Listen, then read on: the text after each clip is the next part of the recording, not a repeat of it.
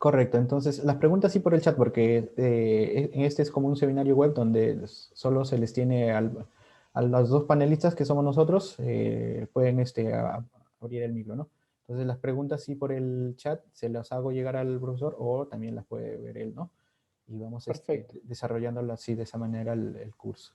Entonces yo perfecto. doy paso al doctor Guillermo para iniciar el curso. Lo que voy a necesitar es compartir pantalla porque tengo una presentación de PowerPoint. A ver, Sí se puede, doctor. se puede, ¿no? A ver, ahí. ¿Quién puede? A ver, compartir pantalla, ahí está.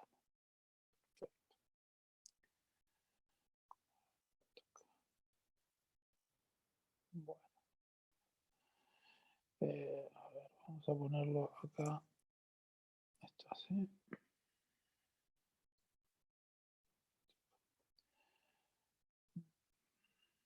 Bueno, ustedes me dirán si se ve bien la presentación. Sí, sí se ve, correcto. Bueno, bueno, buenas tardes para todos.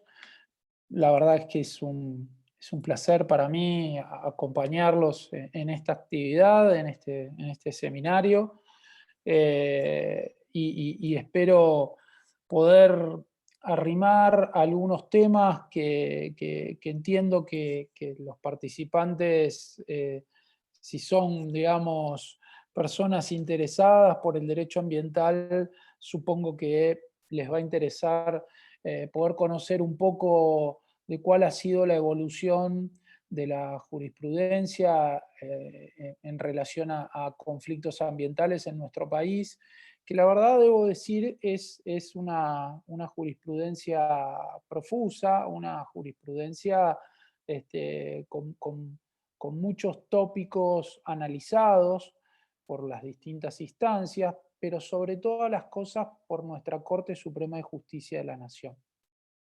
La verdad es que nuestro país ha tenido una construcción jurisprudencial en derecho ambiental muy interesante, que es la que ha, de alguna manera, ha ido sembrando los cimientos de lo que fue toda la estructura del derecho ambiental en nuestro país. Es decir, el derecho ambiental en nuestro país se ha creado a partir de distintas resoluciones jurisprudenciales y nuestra Corte, nuestro superior tribunal, ha sido el estamento del Poder Judicial más importante en cuanto a resolución de conflictos ambientales.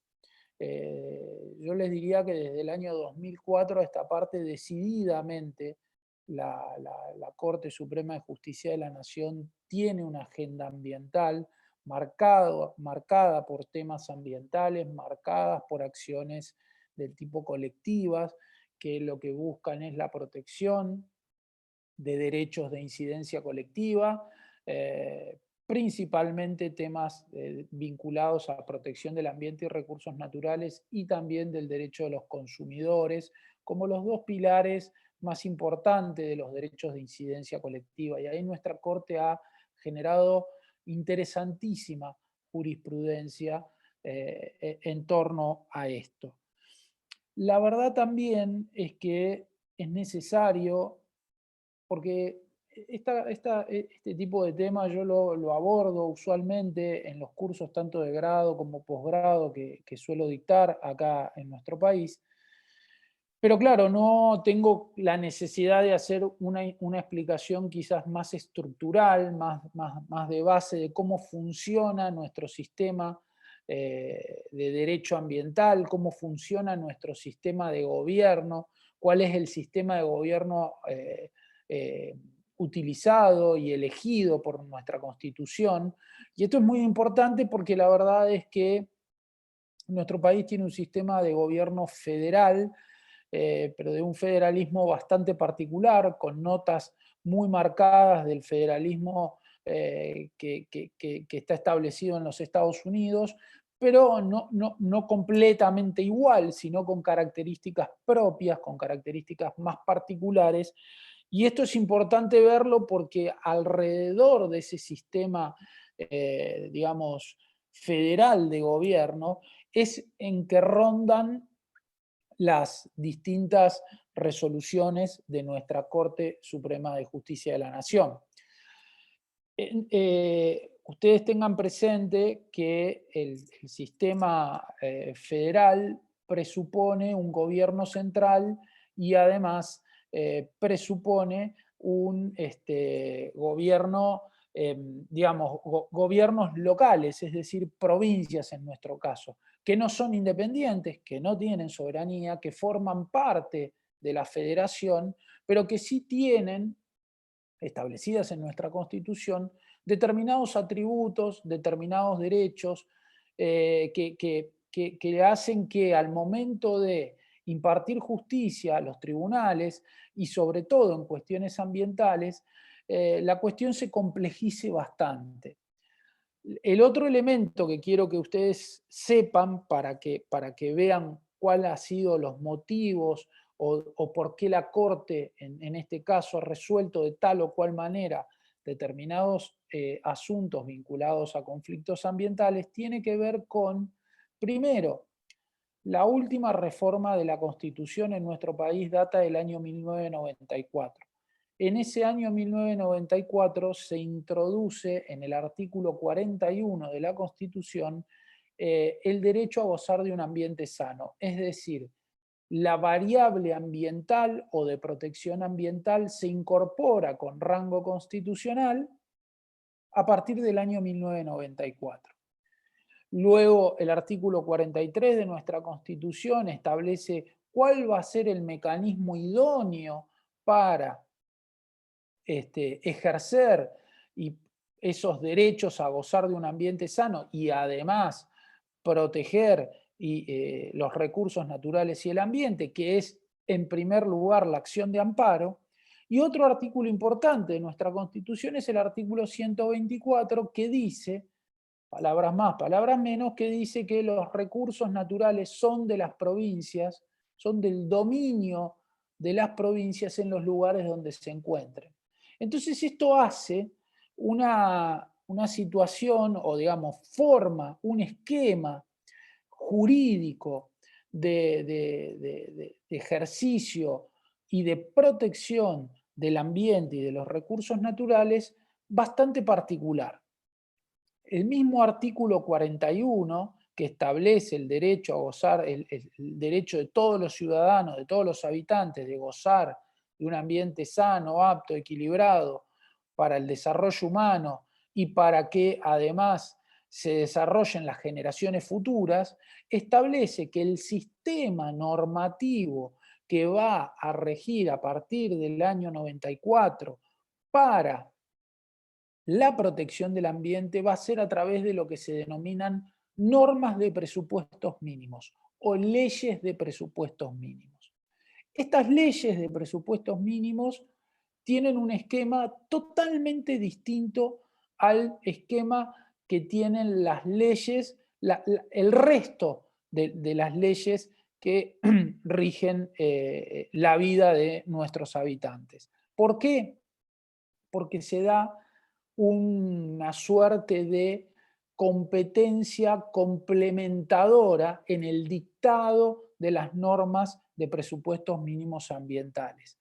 En tanto, la nación, el Estado Nacional, dicta las denominadas normas de presupuestos mínimos, que son básicamente estándares, pisos mínimos de protección que establece el Estado para todo el país, y luego, complementariamente, aparecen las provincias teniendo la posibilidad de dictar normas complementarias a las establecidas por la ley nacional, por la ley de presupuestos mínimos nacionales, complementarias que pueden ser más rigurosas incluso en la regulación que las leyes de presupuestos mínimos, pero nunca menos rigurosas que esas leyes de presupuestos mínimos. Es decir, que nosotros hoy en nuestro país nos encontramos con en primer lugar, con una serie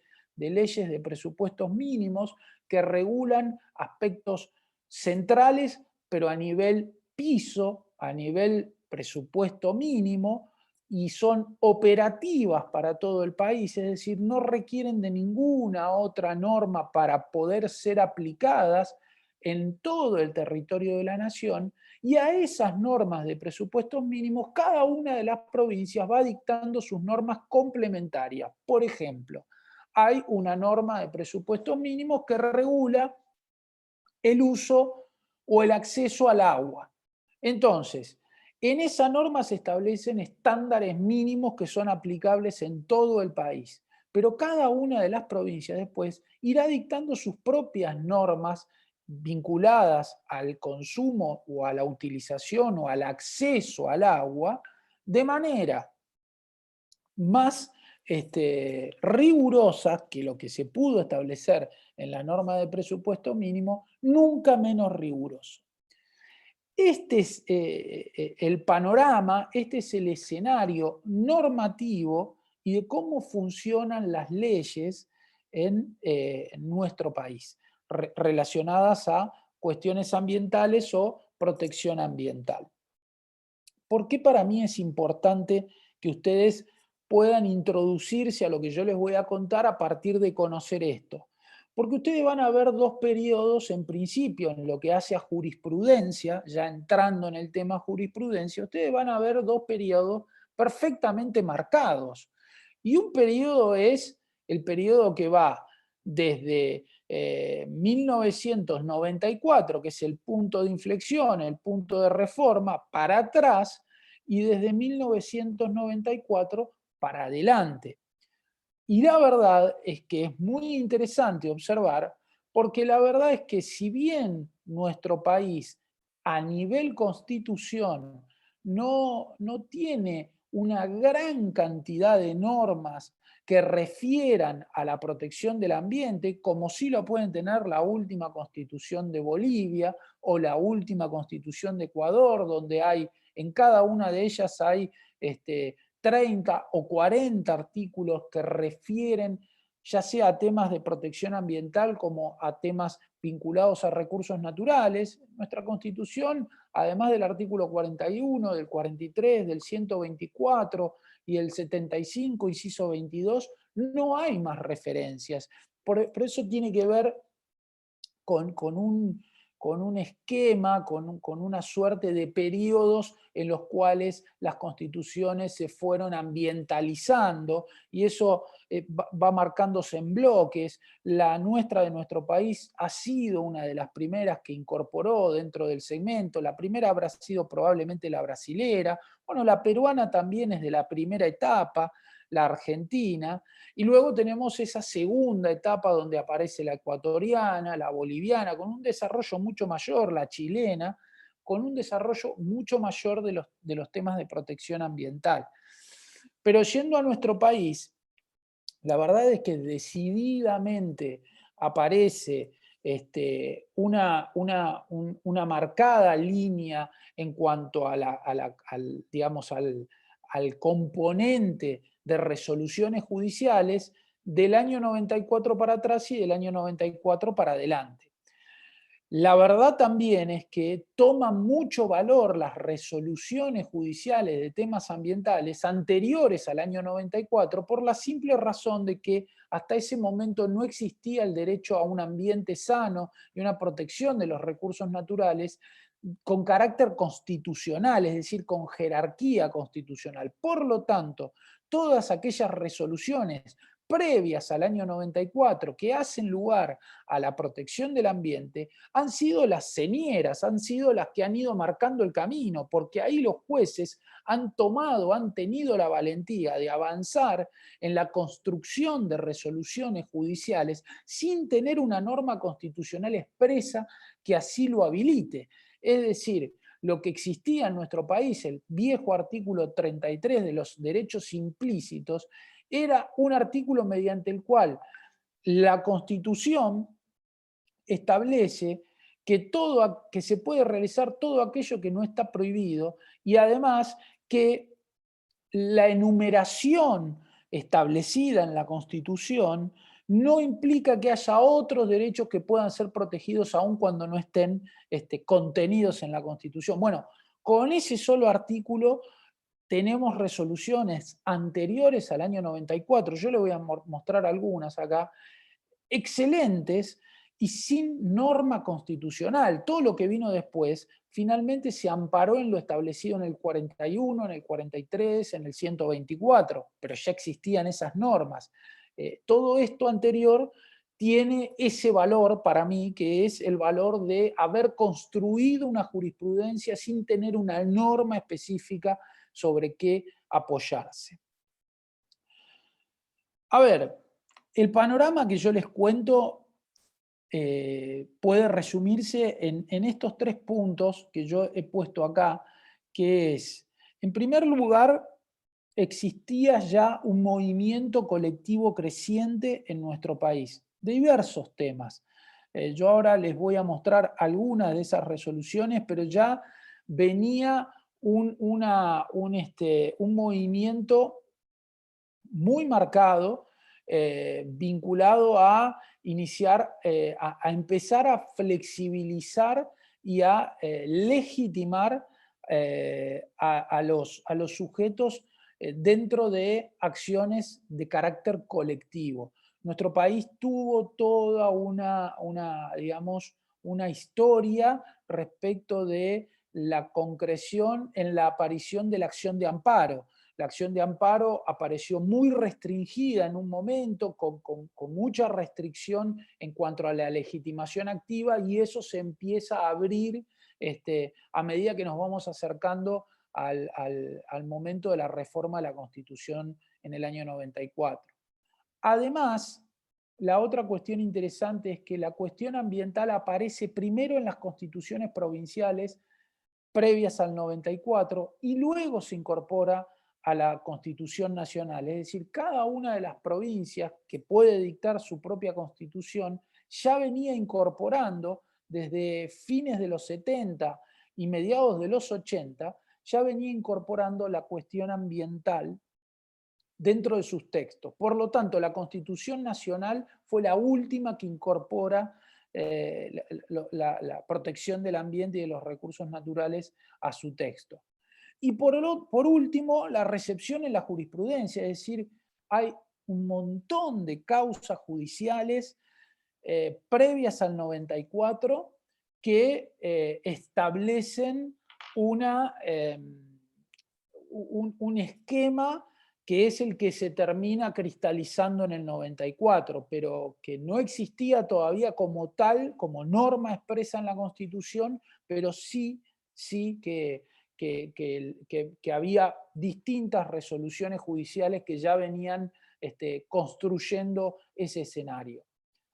Y entonces, yo no sé si ustedes tengo que correr o soy yo, pero lo voy a correr, el cuadro donde está mi cara, mi cámara, para mostrarles. Yo traje acá algunas resoluciones de las denominadas pre-reforma, para que ustedes vean los temas que se trataron y en última instancia, además, es interesante que vean cómo en algún caso las resoluciones probablemente no sean exclusivamente ambientales, es decir, no haya pensado el juez en una cuestión ambiental exclusiva como la pensamos hoy, pero que el razonamiento llevaba a la protección ambiental, quizás pensando que lo que se estaba haciendo era una protección a la salud, pero que seguramente se hacía, pero que en realidad lo que se estaba haciendo era la protección del ambiente en su faz más amplia. Porque además, fíjense, de los casos que yo les traje en nuestro país, cuando nosotros hablamos de jurisprudencia, es inevitable tocar estos 2 temas previos a la reforma. Uno, la causa a los saladeristas podestá. Ustedes, si hablan con cualquier profesor de Derecho Ambiental en nuestro país y le preguntan si conoce la causa a los saladeristas podestá, seguramente le va a decir que sí. Fíjense la fecha de resolución, 14 de mayo de 1887. No está errado el número del año, es de más de 100 años. una causa de la Corte Suprema de Justicia de la Nación que casualmente resuelve una cuestión que 100 años después, o más de 100 años después, vuelve a discutirse, que es la contaminación del riachuelo, la contaminación del Matanza, del río, del cauce del Matanza Riachuelo.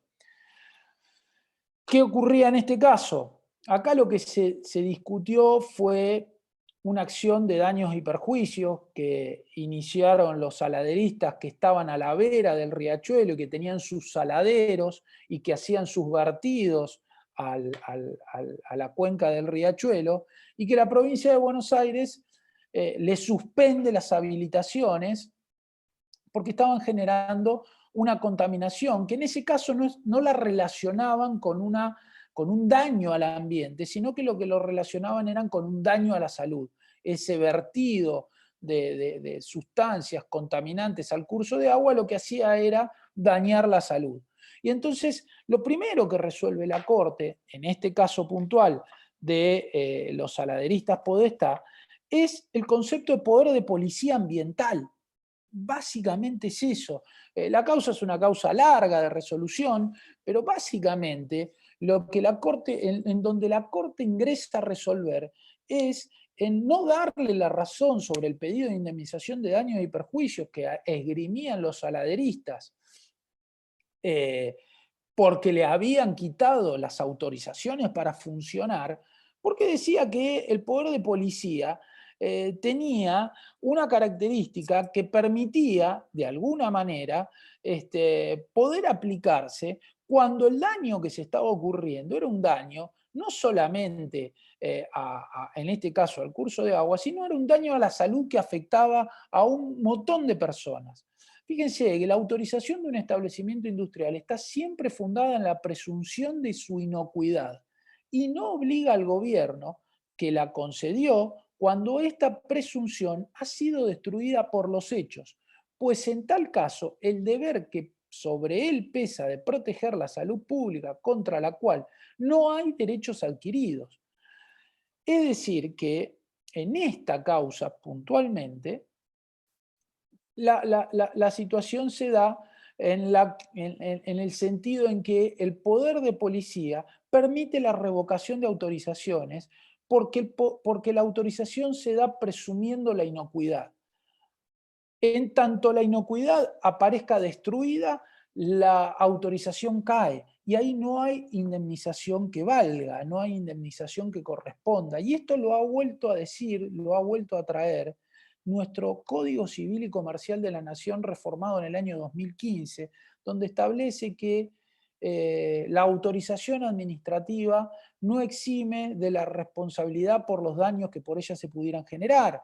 Digo, la autorización no es un elemento, la autorización administrativa, no es un elemento que permita obtener un derecho irrestricto.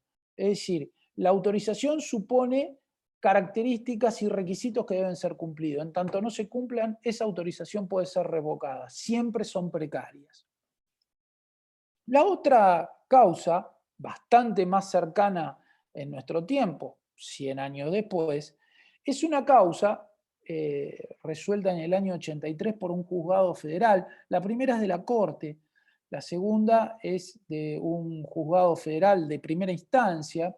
Es una causa que yo siempre menciono como una causa fundacional del derecho ambiental, que es la causa Catán. Catán contra Gobierno Nacional. Y acá la verdad es que la causa Catán ha sido probablemente la piedra angular, el puntapié inicial para una serie de institutos, tanto de fondo como de forma, es decir, tanto de fondo como procesales, como procedimentales, que luego fueron incorporados no solamente en la Constitución Nacional, sino en las distintas leyes que se fueron dictando en consecuencia. En primer lugar, decirles que la causa Catán, digamos, los hechos, eran dos autorizaciones a empresas japonesas dadas por el Poder Ejecutivo nacional para pescar 14 toninas overas en el mar argentino. Es decir, vienen dos empresas japonesas, solicitan autorizaciones a la entonces Secretaría de Ambiente de la Nación para pescar 14 toninas overas con fines de estudios biológicos. Ante esas autorizaciones se presentan un grupo de personas solicitando la anulación de esas autorizaciones otorgadas a través de una acción de amparo, mediante la cual piden la anulación, y el motivo por el cual piden la anulación de las autorizaciones es el eventual daño al ecosistema que se haría y a la biodiversidad que se haría haciendo esas capturas, pero además acá aparece un instituto que luego, un instrumento de política y gestión ambiental, que no estaba del todo regulado en la normativa nacional, sí en las normativas provinciales, que es la evaluación de impacto ambiental. Invocan los demandantes que además, en todo caso, si se decidiese otorgar una autorización para esa captura, debiese hacerse luego de haber pasado por un estudio de impacto ambiental que pudiese analizar cuáles son las consecuencias ambientales para la diversidad y para el ecosistema de la extracción de las 14 toninas, de los 14 ejemplares de toninas overas. Además, entonces, fíjense ustedes, y todo esto se resuelve a favor de, por supuesto, la anulación de las autorizaciones otorgadas por no haber tenido una evaluación de impacto ambiental, por no haber tenido participación pública, ese proceso de evaluación de impacto ambiental. Pero además, una cosa interesante que se resuelve en la causa Catani, por eso digo es una resolución muy interesante, avanza en un tema que hasta ese momento era muy controvertido. Hoy la verdad es que es un tema bastante, si ustedes quieren, superado, que es el de la legitimación para obrar en acciones en donde se persigue la protección de derechos de incidencia colectiva. El tema de la legitimación, es decir, la aceptación de la legitimación amplia, de la legitimación más irrestricta, no una legitimación acotada a el afectado, acotada a la persona que vive en el lugar, sino una legitimación amplia. De hecho, fíjense que la extracción que se pretendía hacer era en las aguas del sur de nuestro país, y la acción se interpone en un juzgado federal de la ciudad de Buenos Aires. Por lo tanto, la recepción de la acción y la legitimación fueron unas legitimaciones amplias. Fíjense, su tema central resulta ser la legitimación amplia para la defensa de un bien jurídico que no es de pertenencia individual sino colectiva, y los aspectos laterales de la evaluación de impacto ambiental y la inversión de la carga probatoria. Es decir, todas estas cuestiones que hoy ya las tenemos sólidamente construidas en nuestro país, a partir de incluso estar contenidas expresamente en las leyes de presupuestos mínimos, bueno, en esta causa se construyeron desde la jurisprudencia, con lo que había, con una ley de amparo totalmente distinta a lo que está previsto hoy para las acciones de amparo en nuestro país, y además sin tener al derecho a la protección a un ambiente sano y a los recursos naturales expresamente establecidas en la Constitución Nacional, en el año 83, es decir, 10 años antes de la reforma constitucional, se pudo, digamos, los jueces pudieron resolver y pudieron empezar a marcar el camino hacia la construcción de un derecho ambiental como el que tenemos hoy en nuestro país. Yo no estoy viendo ahora el chat, pero bueno, si ustedes tienen alguna pregunta para hacerme, se la pasan a César y la vemos sin ningún problema. No hay Bien. ninguna, perdón, todavía no hay ninguna, pero si gustan más, ¿podrían hacerle una pregunta?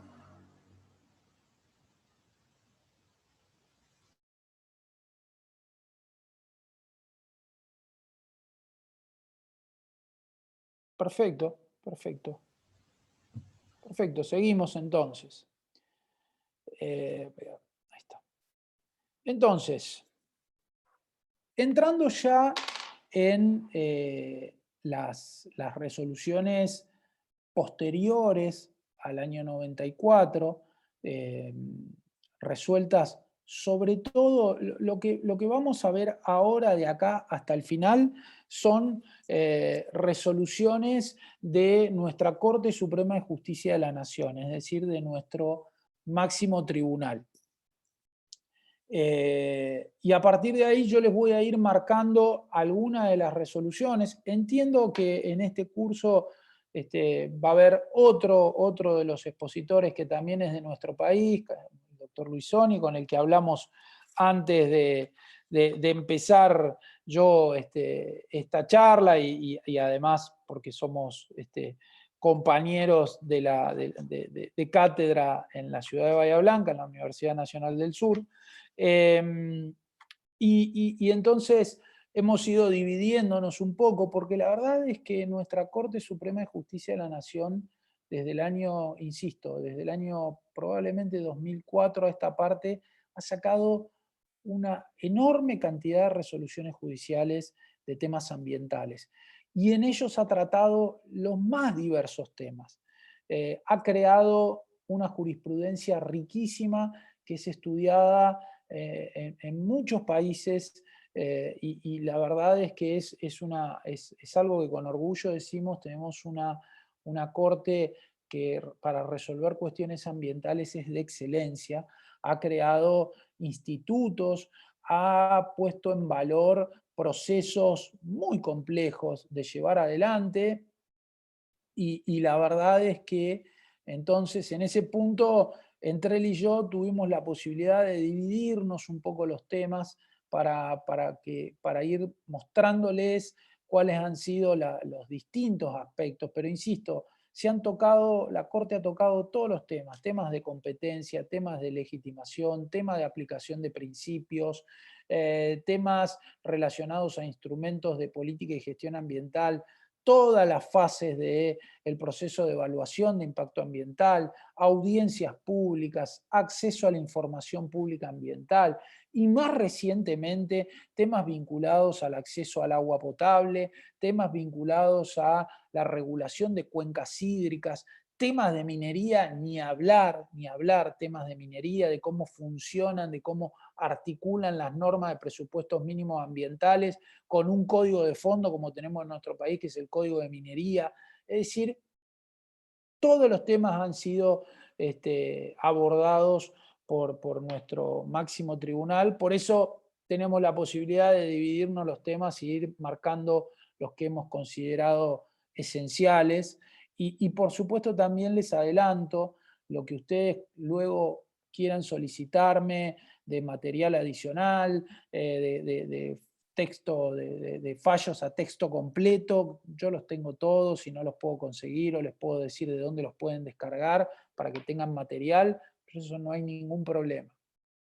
Entonces, entrando en la jurisprudencia más reciente de nuestra Corte, hablamos desde el año 2008 a la actualidad, yo creo que uno de los pilares del derecho ambiental argentino y en el que probablemente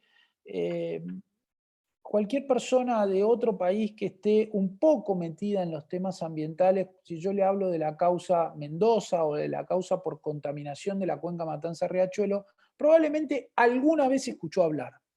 No digo que tengan un conocimiento acabado, pero sepamos de qué estamos hablando. Ha entrado en esa categoría que entran esas causas que son emblemáticas para un tema, como la causa del río Ganges en India, es decir, esos temas o la tragedia del Exxon Valdez, Digo, esas causas donde se resuelven cuestiones que por la característica son muy conocidas y entonces generan digamos, una jurisprudencia muy marcada y muy detallada respecto a algunos temas. Uno de los pilares, como yo les pongo acá, del derecho ambiental ha sido entonces la causa Mendoza por contaminación de la cuenca Matanza-Riachuelo. A ver, para los que no estén en tema, básicamente esta causa se inicia con un reclamo a la Corte en competencia originaria. A nuestra Corte se puede llegar para que resuelva por vía de competencia originaria o por vía o grado de apelación. La realidad es que en competencia originaria, los artículos 117 y 118 de la Constitución establecen cuáles son los requisitos para que la Corte actúe en competencia originaria, que son muy restrictivos, si no se va arriba vía recurso extraordinario, es decir, vía apelación desde las instancias inferiores se puede llegar hasta la Corte, también es bastante complejo. La Corte históricamente, nuestra Corte, ha sido bastante restrictiva respecto de actuar en competencia originaria, salvo a partir, insisto, del año 2004, 2005, en donde comienza a entender en competencia originaria respecto de causas donde se vean involucrados derechos de incidencia colectiva, sobre todo cuestiones ambientales y de derecho del consumidor, pero más que nada cuestiones ambientales. Y es por eso que al tener esa nueva agenda de la Corte, al tener la Corte esa sensibilidad respecto de las causas de incidencia colectiva, respecto de un tema que es de importancia capital, porque es un bien de todos y que todos tenemos la obligación de proteger, como es el derecho al ambiente y a la protección de los recursos naturales, la Corte empieza a actuar en competencia originaria y empieza a resolver casos en competencia originaria. La causa Mendoza es una de ellas. Es una causa que se inicia ante la Corte, en donde se reclaman básicamente dos cosas. Indemnización por daños y perjuicios por la contaminación de una serie de establecimientos industriales que se encontraban a la vera del río Matanza-Riachuelo y además la recomposición de los daños ocasionados. Esta causa es una causa gigante que ha tenido y tiene al día de hoy, porque es una causa que se sigue moviendo, que sigue activa, tiene al día de hoy ejecución y tiene al día de hoy revisiones y se dio en el marco de un proceso, hasta el momento en que se inicia la causa es un proceso totalmente, no les digo desconocido, pero sí que no está regulado. Al día de hoy ustedes no van a encontrar en ningún código de procedimiento de nuestro país la regulación del proceso tal como se dio en la causa Mendoza. La causa Mendoza es uno de esos procesos denominados procesos de reforma estructural o litigios estructurales, en donde uno de los poderes del Estado, en este caso el Poder Judicial, toma intervención en una causa de mucho impacto, de mucho interés público por el bien que se intenta proteger y en algún caso avanza incluso en competencias que en principio son propias de otro de los poderes, como puede ser el poder de la administración pública, el poder estatal. ¿Para qué? Para ordenar, para dar indicaciones de cómo avanzar y luego retirarse para que siga ejerciendo ese poder, el poder central o la administración pública en este caso. En este contexto, es decir, un grupo de personas, vecinos de una villa que queda ahí a la vera del río Matanza, Riachuelo, los que inician daños y perjuicios, le reclaman a unas empresas, a una determinada empresa y al Estado Nacional una indemnización por los daños ocasionados y la recomposición del daño. Lo primero que hace la Corte es un poco dividir las aguas y decir, en competencia originaria me quedo para resolver toda la acción de recomposición del daño. ¿Por qué? Porque es una acción de carácter netamente colectivo, sobre un bien de incidencia colectiva y que todo lo que hagamos en ese proceso de recomposición va a beneficiar a toda la sociedad. Respecto de la acción de daño y perjuicio, se declara incompetente y la manda a tramitar por los juzgados de primera instancia, porque entiende que ahí las reclamaciones son otras, las producciones de pruebas son otras, y en ese punto son reclamaciones que, si bien devienen de la contaminación, intentan reparar derechos individuales. Y eso, en principio, a la Corte no es lo que más le interesa. Lo que más le interesa sí es la reparación del daño ambiental colectivo. Entonces, la Corte acá, en este proceso, es un proceso, insisto, complejísimo, al cual se terminó en el año 2008 con una resolución de la Corte de carácter definitivo, con un mandato muy, muy específico contra los demandados para realizar una serie de acciones vinculadas a gestión de residuos sólidos urbanos, gestión de residuos especiales, prevención de la contaminación, acceso a la información pública, acceso al agua, toda una serie de cuestiones que fue estructurando en su resolución. Pero lo interesante de la causa Mendoza son algunos de estos puntos que yo les vengo marcando acá. Primero, la consolidación de un proceso de multipartes. Fíjense ustedes que acá, tanto desde el plano activo como desde el plano pasivo, hay multiplicidad de actores. Los demandados son el Estado Nacional, los estados provinciales y la Ciudad Autónoma de Buenos Aires, además de algunas empresas del Estado. Los actores, bueno, los actores son un grupo de vecinos, varias entidades de vecinos que fueron los que demandaron, pero que además se fueron sumando al cuerpo de legitimación activa, el defensor del pueblo de la nación, las organizaciones no gubernamentales con competencia en temas ambientales se fueron sumando al cuerpo activo. Entonces, consolidó un proceso multiparte que hasta ese momento no existía. Estableció procesos tanto para la información pública como para la audiencia. Las audiencias públicas fueron audiencias con mucha cantidad de testigos, con mucha cantidad de expositores, y todo eso es muy difícil de regular, y la Corte lo fue regulando, fue estableciendo pautas de cómo iban a ir llevándose adelante las audiencias públicas. Se regularon las pruebas científicas multidisciplinarias, es decir, había una enorme cantidad de pruebas que fueron siendo sistematizadas por la Corte, sistematizadas y se fueron pudiendo evaluar, se pudo dar traslados, se pudieron controlar. La Corte convocó peritos especializados para ir estableciendo cuáles fueron las distintas cuestiones que se iban determinando en esas pruebas científicas. Bueno, formación de frentes para identificar y acumular esas multipartes del expediente. Ustedes se imaginarán lo complejo que fue tramitar un expediente con la cantidad de actores y la cantidad de cuerpos, y la Corte así lo fue haciendo. Ahora les voy a contar un poco cómo fue resolviendo esas cuestiones. Fortalecimiento de una secretaría para la tramitación de la causa.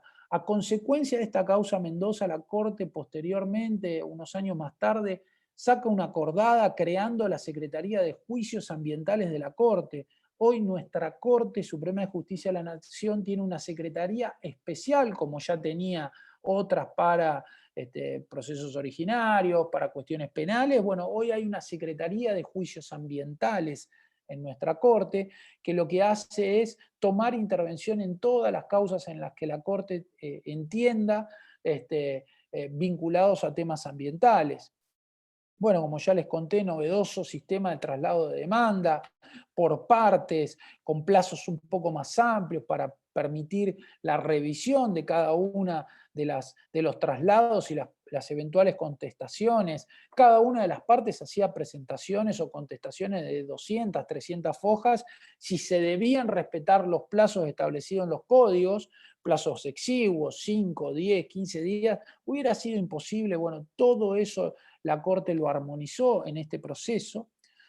Y lo más interesante, la subdivisión de la pretensión colectiva en prevención y recomposición y daño ambiental de incidencia colectiva. Es decir, dentro de la parte que se quedó la Corte, dividió la pretensión en todo lo que tenía que ver en prevención y recomposición y daño ambiental de incidencia colectiva. Esto también lo hizo la Corte en la causa Mendoza.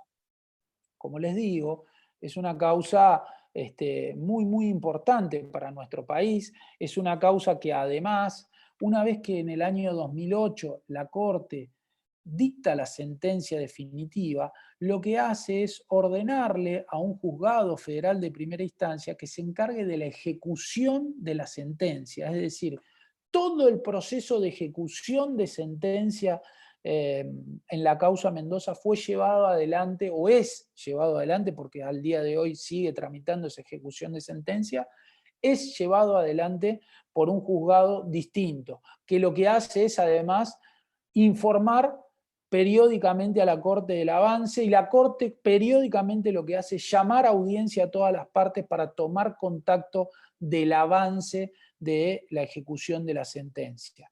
Le ordenó al Estado Nacional crear un plan que es el PISA, que es el Plan de Saneamiento Ambiental de la Cuenca, en donde debía contener y debía ser presentado ante la Corte, el Estado a través de la autoridad de Cuenca, debía construir un plan interjurisdiccional de saneamiento ambiental que es presentado a la Corte, que la Corte lo aprueba y que debe contener todos los parámetros mediante los cuales la autoridad de Cuenca va a realizar las acciones tendientes al saneamiento y la recomposición del daño ambiental colectivo ocurrido en la cuenca Matanza-Riachuelo.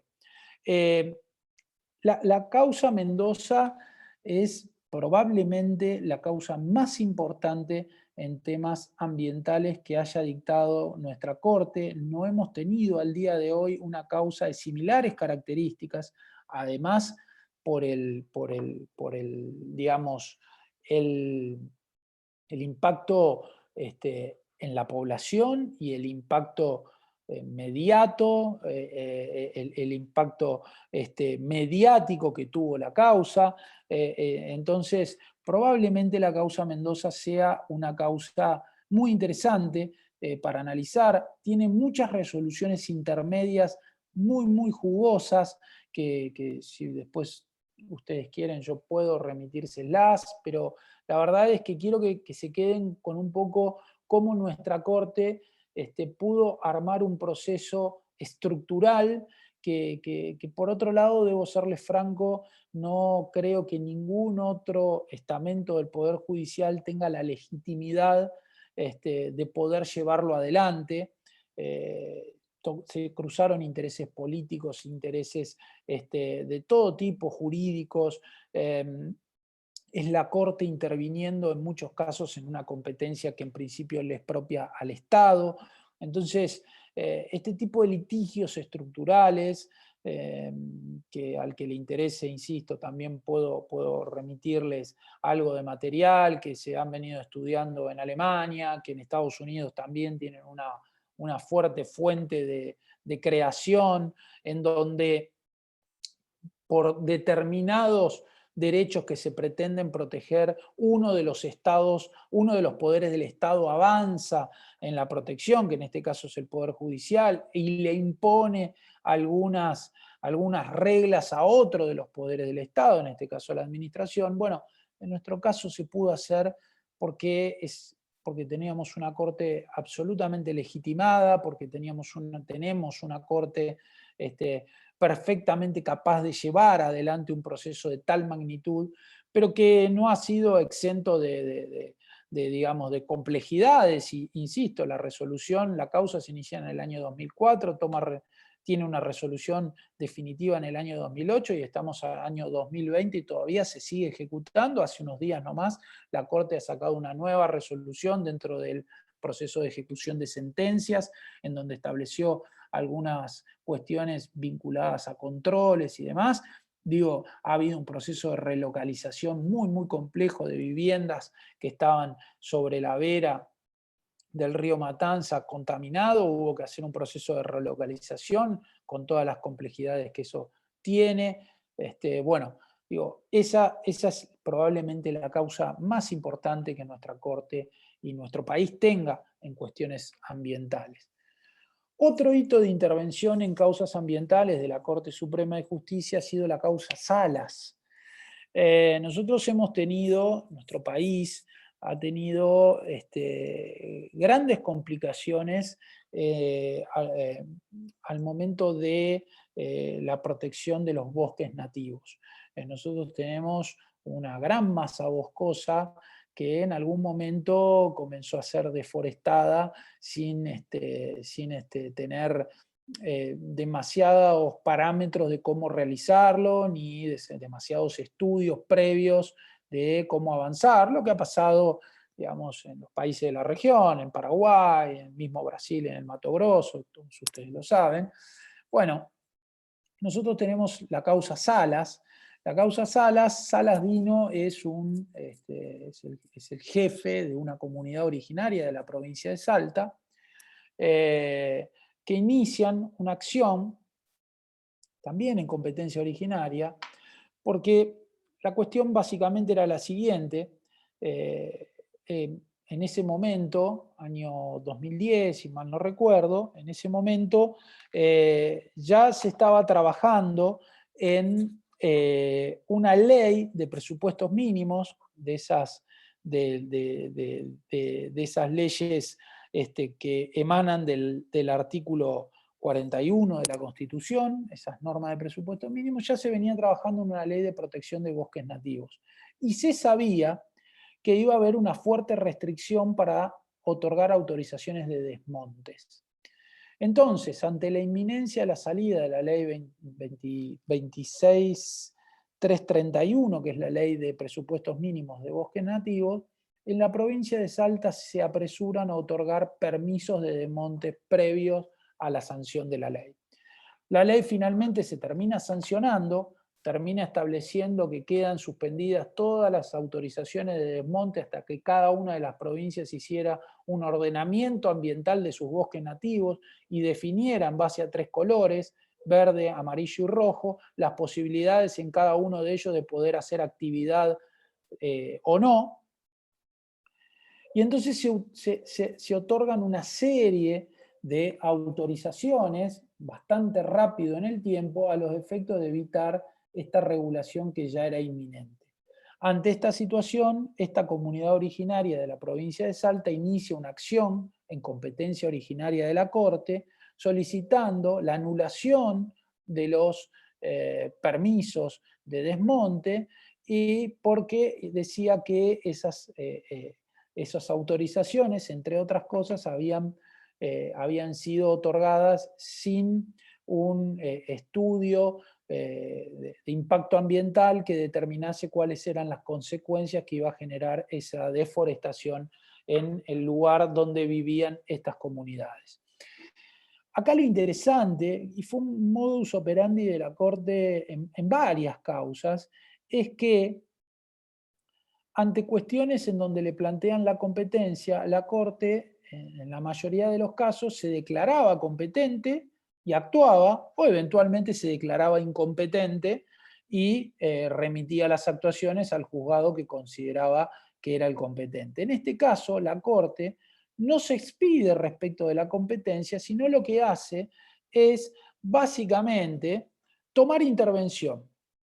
Toma intervención y empieza a ordenar una serie de medidas contra el Estado tendientes a regular un poco la situación. Primero lo que hace es hacer lugar a la medida cautelar con la que venía adicionado esta acción de amparo y suspender los desmontes, suspender las autorizaciones. Y luego, como yo les pongo acá, de 2008 al 2012, ha asumido en el pleito una intervención en la que persiguió propósitos, los que una vez cumplidos obligan a la Corte a definir su incompetencia y enviar la causa a los tribunales locales. ¿Qué hizo la Corte? No se expidió rápidamente respecto de la competencia, hizo lugar a la medida cautelar, ordenó la suspensión de los desmontes y le ordena a la provincia una serie de acciones tendientes a ordenar el proceso. Básicamente, ¿qué es lo que hace como cuestión novedosa? Cada uno de los permisos individuales habían sido otorgados y supuestamente habían sido aprobadas sus evaluaciones de impacto ambiental individuales. El problema que observa la Corte no es ese, es decir, no es que le den bien los procedimientos de evaluación de impacto, de evaluación de impacto ambiental a cada uno de los individuos de manera particular, sino lo que observa es que acá lo que hay que tener claridad, lo que hay que saber y entender es cuáles son los impactos acumulativos, es decir, cuáles son los impactos ambientales que se pueden originar si esos desmontes individuales, autorizados individualmente, se dieran todos juntos en el mismo momento y en un mismo lugar. Entonces la Corte le ordena a la provincia la realización de una determinada serie de impactos ambientales acumulativos. A partir de esa resolución, a partir de esos estudios de impactos acumulativos, y una vez que fueron presentados, se los encomendó incluso la Corte a que los realizara la provincia con determinadas universidades nacionales a los efectos de despejar cualquier tipo de duda o de cuestión que pudiera favorecer a una u otra parte.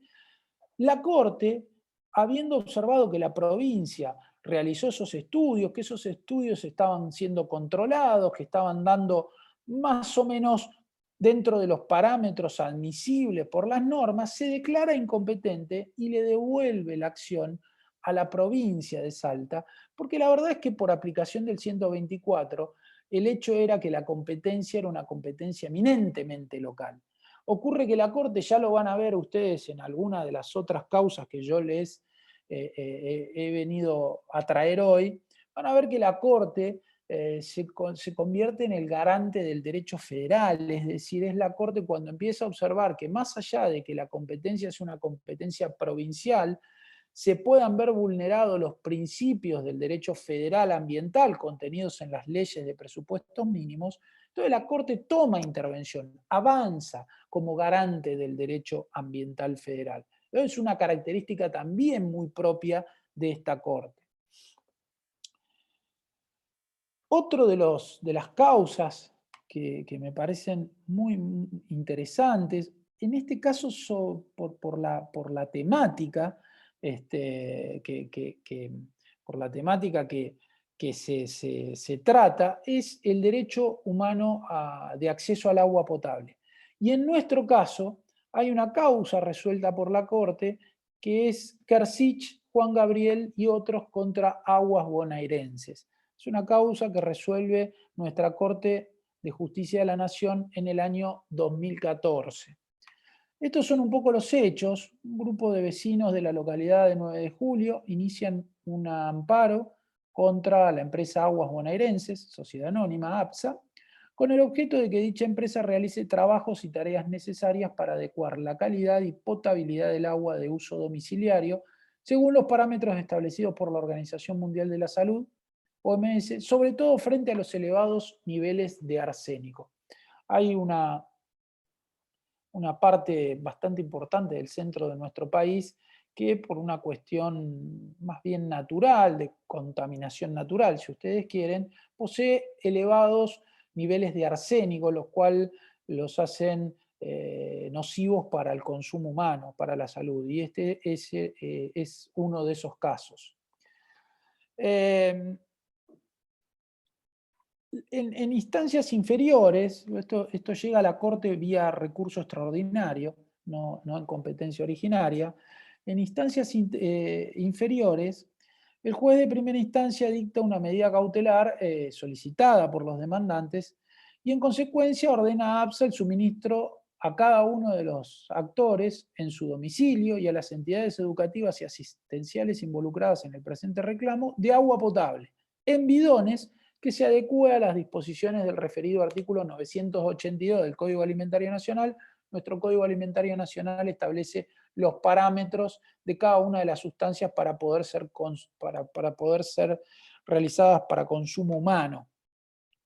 Entonces, lo que hace el juez de primera instancia es dictar la medida cautelar y le ordena a APSA que le reparta a cada uno de los actores en su domicilio bidones de agua potable.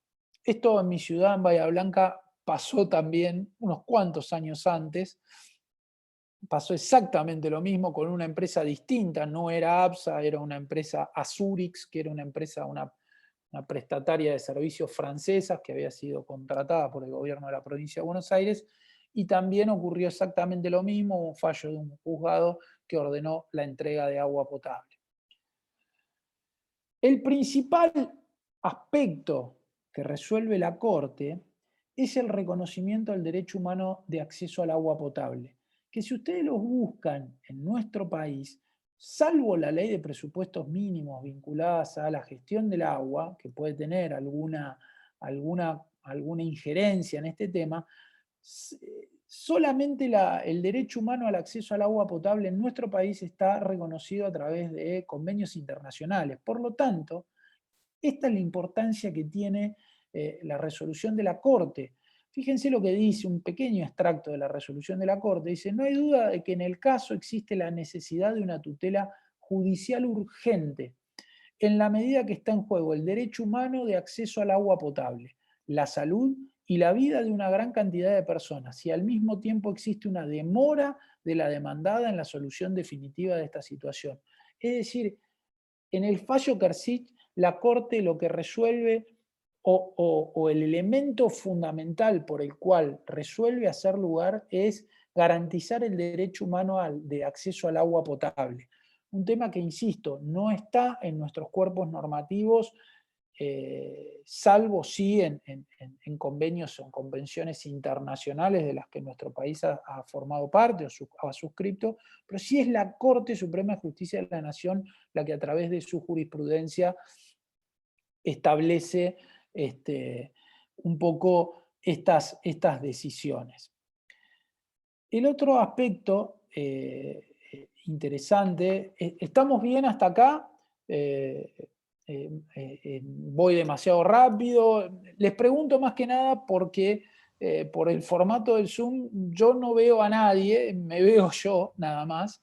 Entonces quiero saber que no estén todos dormidos, que no estén todos fusilados y Cualquier yo hablando, ¿no? Claro, pueden preguntar o pueden interrumpir, no hay problema. Pueden dejar las preguntas por el chat y se la va a hacer llegar al profesor. Así que no hay problema. Perfecto, perfecto, perfecto. No, mientras estén vivos todavía, para mí está perfecto. Nada, otro de los aspectos, entonces, digamos, otro de los temas que han sido interesantes de resolver por la Corte, al menos nosotros digamos, que entendemos el federalismo de una manera, por ahí quizás para el Perú sea un poco más, ¿cómo decirles? Como más, no tan significativo para nuestro país, el federalismo, el respeto por las provincias, el respeto por las mandas federales, el funcionamiento de las normas, sobre todo de presupuestos mínimos, es un tema que está en constante estudio. Entonces, esta causa es una causa muy interesante porque más allá de tocar temas vinculados a recursos naturales, a temas de minería, en otros casos, subyace un elemento muy interesante que es cómo la Corte se convierte en garante del derecho federal, es decir, del derecho establecido en las normas de presupuestos mínimos. Ustedes imaginen que si por debajo, a nivel provincial, se toman decisiones que soslayan, que no respetan las normas de presupuestos mínimos, y esa esas resoluciones quedan dentro de esa provincia y no trascienden y no toma conocimiento la Corte, bueno, lo que va a ocurrir es que esas resoluciones van a quedar cristalizadas, van a quedar plasmadas y se va a vulnerar el derecho establecido a nivel de presupuestos mínimos. No se va a cumplir con lo que establecen las normas de presupuestos mínimos. Por eso, esta causa es muy interesante, porque es donde la Corte establece que interviene aun cuando probablemente la cuestión sea de carácter local, es decir, de carácter provincial, pero así mismo interviene porque si no se vulneraría digamos, el derecho federal ambiental. Fíjense lo que dice, bueno, la causa Mamani básicamente, esperen que tengo por acá, a ver si les puedo dar nada más que algunos elementos que son los que establecen,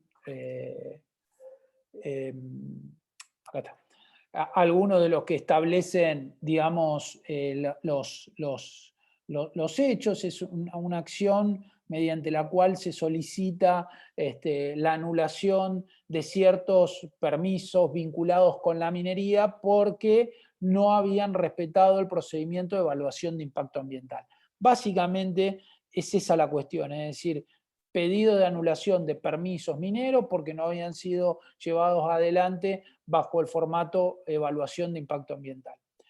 Pero, y eso está regulado en una norma provincial, el emprendimiento era dentro de la provincia, por lo que no había ningún elemento en principio para abrir la vía extraordinaria federal, que según nuestra ley de presupuestos mínimos, la cuestión será federal cuando se vean involucrados recursos interjurisdiccionales, sino la competencia es local, esa es la regla general. Pero acá se abre la competencia extraordinaria, la federal, aun cuando no hay recursos interjurisdiccionales en juego. Pues fíjense lo que dice la Corte, dice que aun cuando el juzgamiento del caso imponga al tribunal la reconsideración de puntos de hecho o de derecho local ajenos a la jurisdicción extraordinaria, en el caso ello no es óbice a la procedencia del recurso interpuesto porque resulta necesario para no desconocer el derecho federal aplicable, cuya frustración sería de otra manera inevitable. Si nuestra ley de presupuestos mínimos y nuestra ley general del ambiente, que es una ley de presupuestos mínimos, establece que toda obra o actividad que pueda generar un impacto debe ser predecida por precedida por un estudio de impacto ambiental, y que ese estudio de impacto ambiental dentro del procedimiento de evaluación de impacto ambiental debe culminar con una declaración de impacto ambiental, que es el acto administrativo que declara apto el proyecto, pero que además dentro de ese proceso debe cumplirse con un procedimiento de información pública y audiencias públicas, esto es participación pública. Si nada de eso ocurrió y no hay constancias en el expediente de que haya ocurrido para otorgar un permiso, se está soslayando el derecho federal aplicable. Por eso la Corte acá aparece justamente para garantizar el derecho federal aplicable, cuya frustración sería de otra manera inevitable. A ver, Sí lo puede ver la tengo... pregunta, ¿no? Sí, la estoy viendo acá. Perfecto. Diego pregunta, dice, ¿existe alguna autoridad administrativa federal que revise el cumplimiento de normas mínimas ambientales por parte de las provincias? No, a ver, por eso yo les decía, y entiendo, es buena la pregunta, sobre todo para aquellas personas que no viven en un país federal que tiene tantas complejidades, el sistema federal como el nuestro, para comprenderlo. La verdad es que nuestro sistema está organizado con un Ministerio de Ambiente que tiene competencia federal, es decir, en todas aquellas cuestiones donde no hay competencia provincial, y después cada una de las competencias, digamos, de los entes administrativos locales se circunscriben a controlar el cumplimiento de las normas provinciales y también las de presupuestos mínimos, pero es la propia provincia la que lo hace. Esa pregunta que me hace Diego tiene parte de respuesta en esto que yo les estoy mostrando, que es, desde el punto de vista administrativo, no hay ningún ente que controle que dentro de una provincia se cumpla con la normativa federal. Por lo tanto, ¿qué hace un interesado cuando ve que esto no está pasando? Lamentablemente, o lo denuncia administrativamente y es la propia administración provincial la que toma conocimiento o la que finalmente ordena el proceso y hace cumplir las normas. Lo que ocurre es que muchas veces quien no cumple las normas, digamos, de presupuesto mínimo es la propia administración provincial, o necesita iniciar una acción judicial, como es lo que ocurrió en este caso, en donde la Corte tranquilamente podría haberse desentendido diciendo, muchachos, yo no tengo competencia, y esto es una cuestión que se resuelve netamente en la jurisdicción local, y es lo que dice la Corte. Ahí hubiera sido, de otra manera, hubiera sido inevitable la frustración de la aplicación del derecho federal, o tenemos una Corte activa que dicta una resolución que sienta un precedente, que es, en tanto la jurisdicción local no cumpla con el mandato establecido en las normas de presupuestos mínimos, puede la justicia federal hacer una revisión, en este caso la Corte, e imponerle el cumplimiento. Esto es algo muy interesante que se resolvió en la causa Mamani y que me parece a mí para mí es la parte central de la resolución. El otro aspecto que resolvió, acá están, tiene que ver con irregularidades en el procedimiento de evaluación de impacto ambiental. Nuestra ley de presupuestos mínimos, nuestra ley general del ambiente, establece que cumplido el procedimiento de evaluación de impacto ambiental, la administración pública deberá dictar un acto administrativo, que es la famosa declaración de impacto ambiental, mediante la cual aprueba o rechaza las acciones, el proyecto de obra o la propuesta de actividad. Aprueba o rechaza. Es decir, la propia ley lo que hace es decir que la actividad de la administración es una actividad reglada, es decir, o puede aprobar o puede rechazar, no puede aprobar condicionadamente. Y esto es lo que se observaba en estos permisos o en estas autorizaciones que se estaban solicitando que fueran, digamos, anuladas. Que lo que había hecho la provincia era una autorización condicionada a que el titular del proyecto cumpliera con determinadas cuestiones. La Corte lo que dice es, las irregularidades del procedimiento de evaluación de impacto ambiental que caracterizan este pedido de desmonte revisten carácter de suficiente gravedad para justificar la nulidad de las autorizaciones. En primer término, una aprobación condicionada o tal como lo justifica el fallo del Superior Tribunal, con sugerencias o recomendaciones, no se ajusta al marco normativo aplicable. Es decir, y esto después lo volvió a decir la Corte en varias resoluciones más, en la causa Martínez, en la causa Cruz, en la causa Vargas. En todas esas causas la Corte vuelve a decir siempre lo mismo: la actividad de la administración en el procedimiento de evaluación de impacto ambiental es reglada. Aprueba o rechaza. No puede aprobar bajo condicionamientos, no puede aprobar con sugerencias o recomendaciones a que cumpla con determinada cuestión. A ver, otra de las cuestiones muy interesantes que la Corte ha resuelto tiene que ver con la aplicación del principio precautorio. Esto para ustedes seguramente será algo muy conocido, muy, digamos, que ustedes saben de qué se trata. Son los principios vedette del derecho ambiental, el principio preventivo y el principio precautorio. También saben las diferencias, en tanto en el principio preventivo estamos en la zona de la certeza, en el principio precautorio estamos en la incerteza científica, es decir, la incerteza científica no será obstáculo para la adopción de las medidas tendientes a la protección del ambiente. Y ha generado, por supuesto, innumerables resoluciones, innumerable cantidad de discusiones de cómo aplicar el principio precautorio sin vulnerar otros derechos. Y cómo deben los jueces aplicar el principio precautorio, porque esa es otra de las grandes cuestiones. De qué manera aplicarlo, qué es lo que deben tener en mira los jueces al momento de apoyar o de sostener sus resoluciones en base al principio precautorio. En una de las causas donde la Corte establece un poco estos parámetros es en esta causa Cruz-Felipa contra Minera Alumbrera. Es un juicio del año 2016, un juicio por minería. Y fíjense qué es lo que dice la Corte en ese momento, que es un poco el parámetro tendiente a determinar cuál va a ser la actividad del juez al momento de aplicar principio precautorio.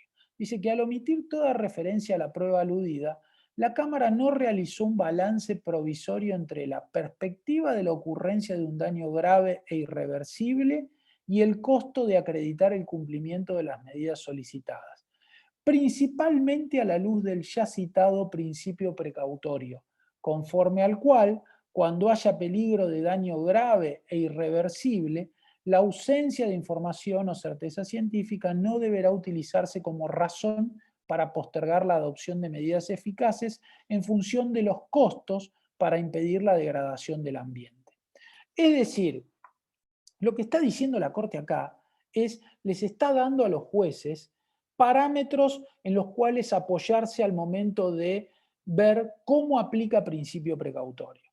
Y básicamente lo que hace es lo que denomina la Corte, y luego, si ustedes quieren, digamos, profundizar en elementos tendientes a la aplicación del principio precautorio y el denominado balance provisorio, la obra del doctor Ricardo y Pablo Lorenzetti, Derecho Ambiental, que salió el año pasado, tiene un capítulo entero de cómo se debe analizar y qué medidas se deben evaluar al momento de que los operadores jurídicos apliquen principio precautorio. Y básicamente todo esto ronda a partir del denominado balance provisorio. Balance entre perspectiva de ocurrencia de un daño y el costo de acreditar el cumplimiento de las medidas solicitadas. Entonces, en función de ese balance es que yo puedo obtener una cierta claridad para decir, ordeno tal cosa en función del principio precautorio. Ese es el famoso balance que debe realizar un operador jurídico al momento de tomar una decisión respecto del principio precautorio. Es decir, evalúo por un lado, ¿cuál es la perspectiva de que el daño grave, efectivamente ocurra, y además daño grave e irreversible, y cuál es el costo de acreditar el cumplimiento de las medidas que yo le voy a imponer o que me solicitaron, y entonces en ese balance, es decir, ¿qué vale más?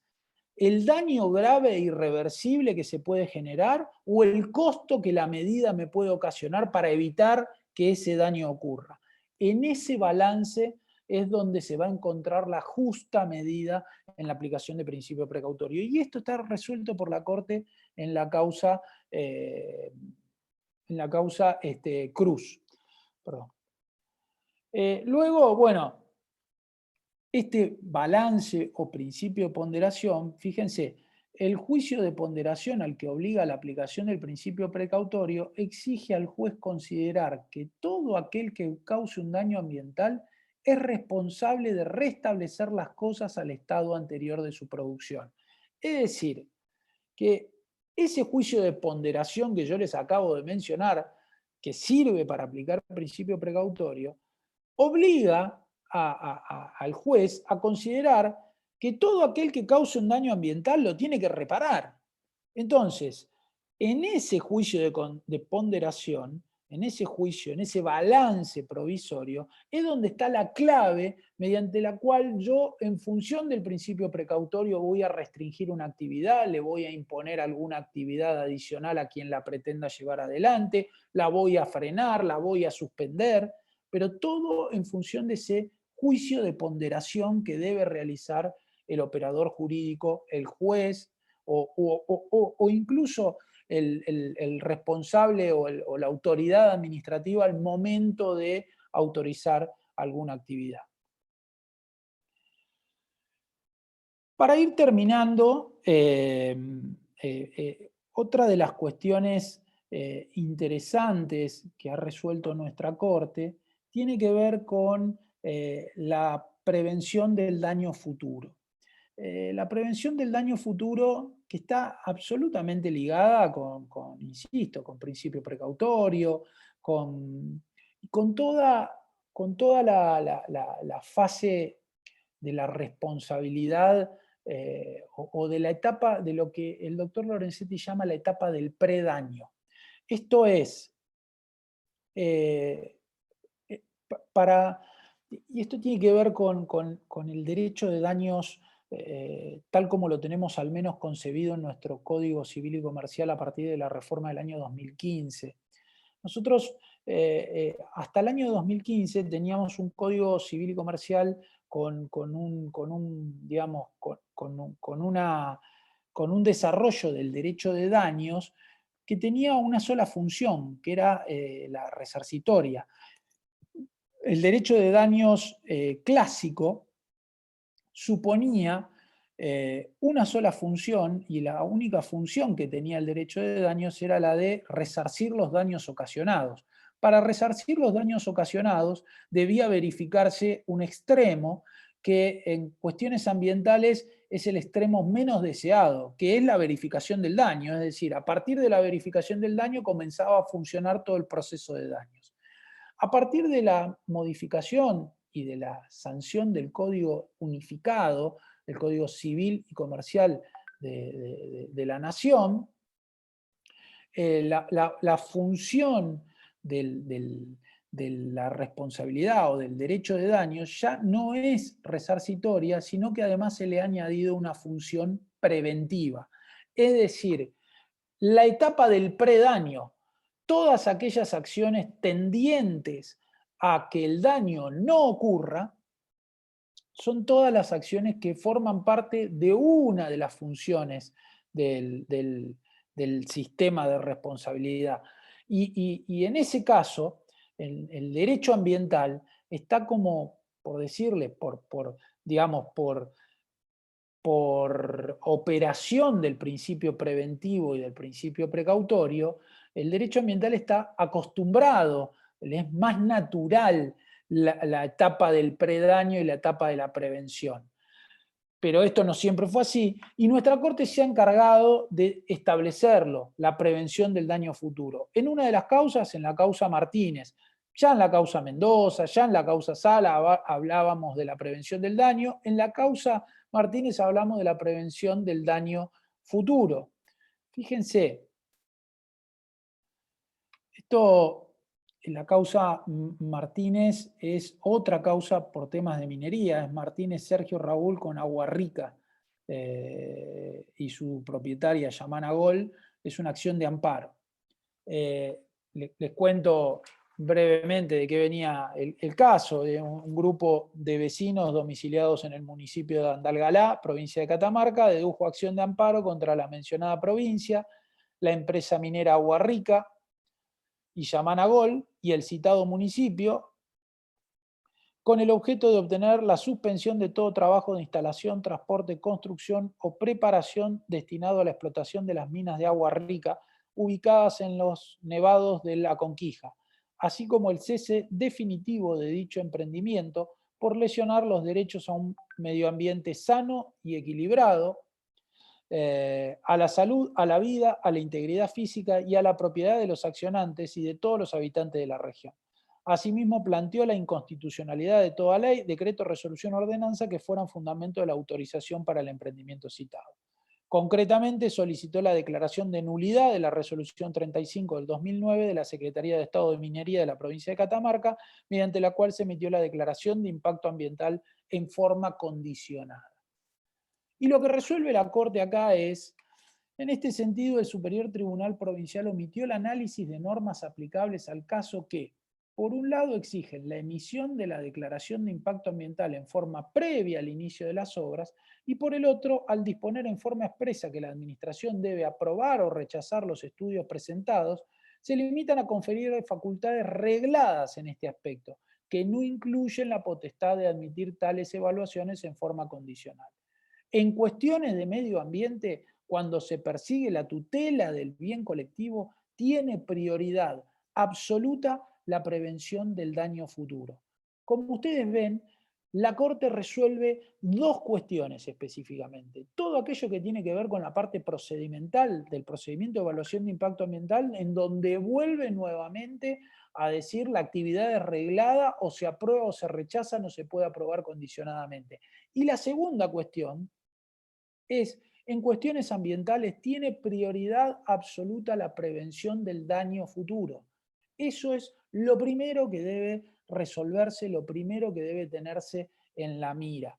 Por lo tanto, la Corte acá nuevamente resuelve sobre una cuestión que, insisto, en nuestro país el derecho de daños hoy tiene la función preventiva expresamente contenida en el Código Civil y Comercial, pero el derecho ambiental, a través de lo establecido en la Ley General del Ambiente, ya lo tiene, porque además de incorporar el principio preventivo y el principio precautorio, establece como elemento central a la prevención como la mejor manera de protección ambiental. Esto es más o menos el pantallazo general de algunas de las resoluciones judiciales que nuestra Corte ha resuelto en materia ambiental, que ha resuelto conflictos. Como verán, pasamos por cuestiones de contaminación del tipo industrial, como en la causa Matanza Riachuelo o en la Saladeristas Podestá, en cuestiones vinculadas a afectación de recursos naturales, como puede ser en la causa Salas por desmontes, cuestiones vinculadas a minería, como en la causa Cruz o en la causa Martínez. Hay innumerables cantidades, fallos y resoluciones vinculados a, bueno, acceso al derecho humano al agua potable.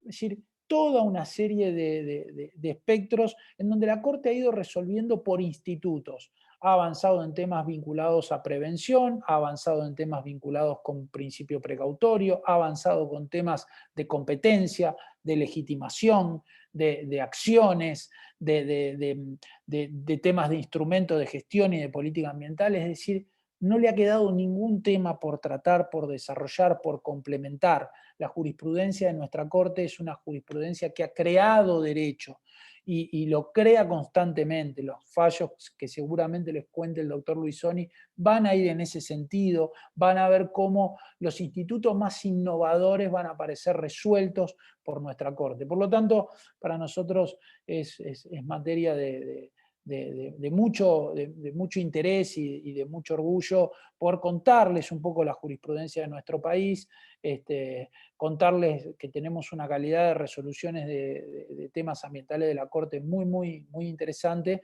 y que, bueno, insisto, quedo a disposición de todos ustedes para todo material complementario que ustedes puedan pedirme o puedan requerirme. No hay ningún problema. Acá hay otra pregunta. ¿Hay criterios sobre inversión de la carga de la prueba o la carga dinámica? En México apenas estamos comenzando con este tema. Sí. Bueno, con respecto a cargas dinámicas, hay una gran cantidad de resoluciones judiciales que hablan de, más que inversión de la carga de la prueba, la teoría de las pruebas dinámicas, es decir, prueba el que mejor, aquella parte en la que mejor situación se encuentra para probar. Todo eso que ha sido desarrollado en nuestro país por procesalistas como Peirano, que tiene toda la teoría desarrollada respecto de cargas probatorias dinámicas. Pero además la Ley General del Ambiente establece en términos de prueba la prueba dinámica o la prueba, digamos, la amplia posibilidad de prueba invirtiendo carga de la prueba, sobre todo cuando nos encontramos en la fase de principio precautorio. La Corte ya lo ha resuelto esto, yo puedo enviarles algunos fallos vinculados a prueba, no tengo ningún problema, después me mandan el correo y yo se los envío. Nuestra Corte ya ha avanzado, es un criterio prácticamente sin discusión en nuestro país respecto de inversión de carga de la prueba o cargas probatorias dinámicas. Si Diego, vos sos de México, bueno, yo hice un comentario hace un tiempo, anoté una jurisprudencia del Superior Tribunal Mexicano en el caso de Laguna del Carpintero, y ahí creo que recién comenzaban a esbozar algunas ideas vinculadas a inversión de la carga de la prueba. Comprendo que para muchos países todavía está muy trazado por el proceso de daños clásico, el proceso, digamos, paritario, en donde las partes estaban en un pie de igualdad. Nosotros, para todo lo que hace a daño ambiental colectivo, tenemos que es un proceso colectivo con normas procesales absolutamente particulares y específicas, están contenidas en la Ley General del Ambiente y, bueno, ahí tenemos un proceso colectivo diseñado, también puedo enviarte la Ley General del Ambiente para que la veas, con facultades amplias del juez, con posibilidad de inversión de carga de la prueba y una serie de cuestiones procesales muy, muy interesantes que si te interesa las puedo enviar. Bueno, no sé, César, si hay alguna pregunta más o necesitan alguna aclaración más, yo estoy a disposición sin ningún problema. A ver, si tienen alguna pregunta para que la puedan hacer llegar al doctor y pueda de repente resolverla o alguna duda que se les haya quedado de la clase. Creo que ninguna, creo que les queda Bueno, bien. perfecto. Bueno, Eso me parece bien. este, Yo de- quería de- agradecerles, o a ver, ¿usted tiene alguna no, comentario? para mí ha sido un placer, espero que les haya servido, que les sirva de interés a los participantes. Y quedo a disposición, ahí estaba mi correo, me pueden escribir, vos mismo también, César, y pedirme material, lo que puedan ir necesitando. Yo quedo a absoluta disposición y ha sido un placer para mí. Sí, gracias, doctor. Y sí, le vamos a pedir por favor el material para hacerle llegar a todos porque hay algunos que no han podido estar presentes por la hora y entonces Perfecto, se les envía, ¿no? La clase perfecto. les Sí, vamos a hacer llegar. perfecto. Bueno, Sí. César, ha sido un placer y espero que sigan muy bien y quedo a disposición para lo que puedan necesitar. No, muchas gracias por su charla, por su clase, está muy interesante. Yo estaba también acá presente, quería hacer algunas preguntas, pero ya te las hago llegar luego. Bien, Sí, perfecto, sí. sin ningún problema, sin ningún problema. Muchas gracias. Gracias también a los que se han conectado esta hora y bueno, la clase va Perfecto. a seguir.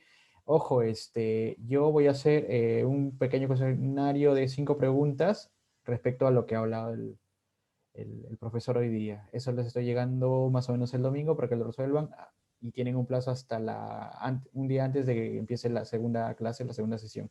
Así que muchachos, espero que les haya sido de su agrado y estamos en contacto. El correo lo dejó al final de la Se los diapositiva. pongo acá, Sí, así ya lo pueden tener.